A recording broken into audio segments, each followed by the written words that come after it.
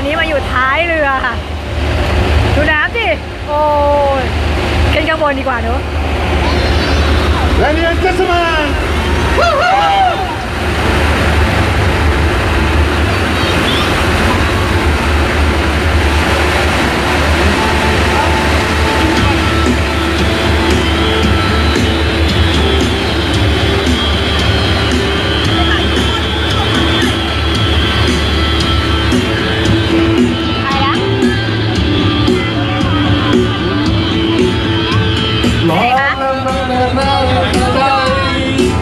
กับทางที่เอาไว้กว่างา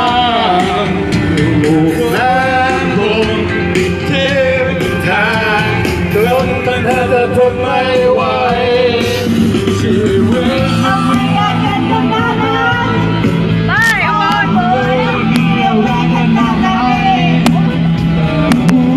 พาไปดูข้างบน ของคนยังที่ท่านจะไม่เข้าใจไม่ว่าจะเป็นนั้นไม่มีหลักอยู่ตรงนี้ฉันยังคง มาต่อไม่รักเธอ อ้าวเริ่มเย็น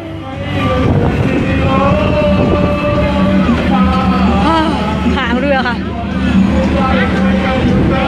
เป็นไรคะน้องพานเป็นไรคะ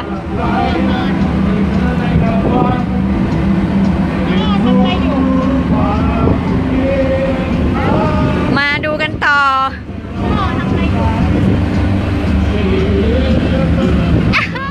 นั่งเล่นไหมทางนู้นดีกว่า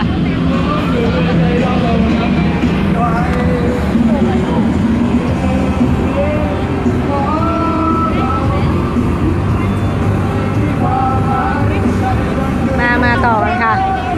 ยังไม่ถึงปลายทาง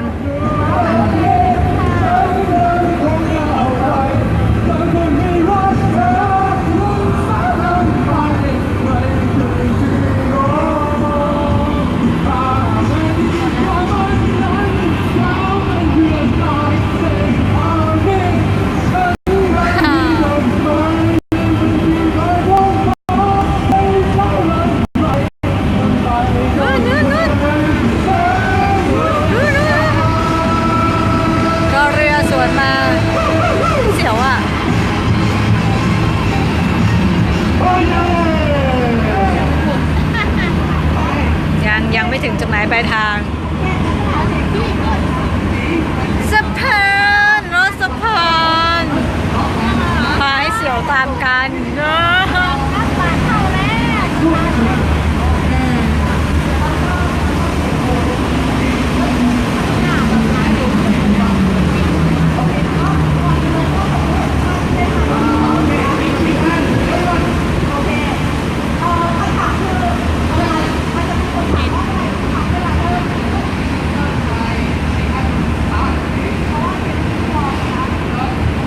ตอนนี้ข้างในก็กำลังสนุกเลยนะคะแต่เราต้องมาอยู่ข้างนอกค่ะไม่ใช่อะไรนะคะเมาเรือนิดนึง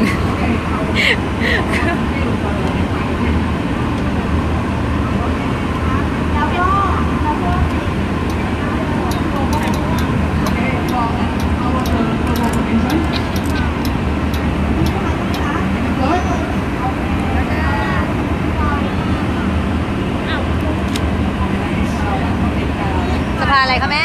สะพานอะไรคะสะพานอะไรคะสะพานพุทธค่ะตอนนี้อ้าวได้เสียววันนี้ได้เสียววันแล้วอ้าว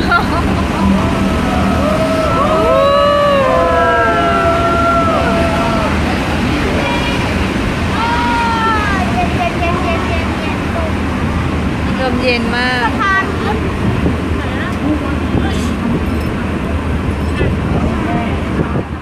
คะนายงานพูดเรียก มีฝากน้องฮะน้องลงข้างล่างแล้วเหรอ จะลงได้ไหม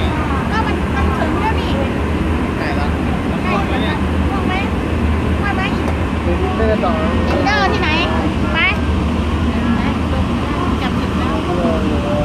ที่หมายแล้วตอนนี้ก็จะถึงที่หมายกันแล้วนะคะเราต้องลงข้างล่างแล้ว ที่หมายแล้วค่ะ ไป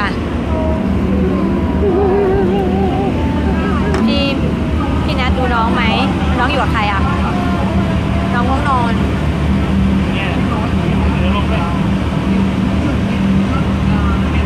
พาไปด้วยกันไหมคะ ไปไหน ลงข้างล่างด้วยกันไหมหรือว่าอยู่ตรงนี้ ก็ได้ลงข้างล่าง ลงข้างล่างไปค่ะไปค่ะลงข้างล่างอีกหนึ่งรอบค่ะดูบันไดนะบันไดบันได ขึ้นรถลงเรือนะคะตอนนี้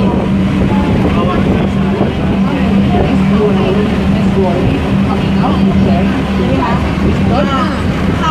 รที่มาครั้งนี้เป็นครั้งแรกใช่ไหมคะ โอ้เราจะพาลงบันไดนะคะ คือที่บริหารกองนะคะแล้วนะคะแล้วใครที่ขึ้นตำแหน่ง FPA ไปแล้วบ้าง And who are SBA already? FPA already SBA? SBA ครับ SBA ครับโอเค Many of you จะเข้าบรรยากาศข้างในแล้ว มา นะ เมื คะ องไทยรู้สึกว่าประเทศไทยน่าอยู่ไหมคะ You feel like ตอนนี้ก็เป็นการ like Thailand ครับ คุยกัน โอเค ระหว่างไทยกับฟิลิปปินส์ตอนนี้จะต้องเข้าห้องประชุมแล้ว Yes นะคะ Also beautiful people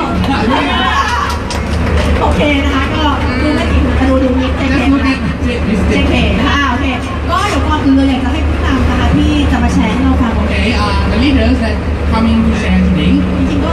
เตรียมไว้สั้นๆยังไม่ได้บอกอะไรมาก Okay, it's a short sharing. We don't have much. Okay. ก็อยากจะให้แชร์ว่าทำไมเขาถึงมาเมืองไทย So coming, so just let him share why come to Thailand. แล้วประสบความสำเร็จอย่างไร And เดี๋ยวเราต้องเข้าห้องมิทติ้งต่อแล้ว success. แค่นี้ก่อนนะคะบาย นะคะ Is it good?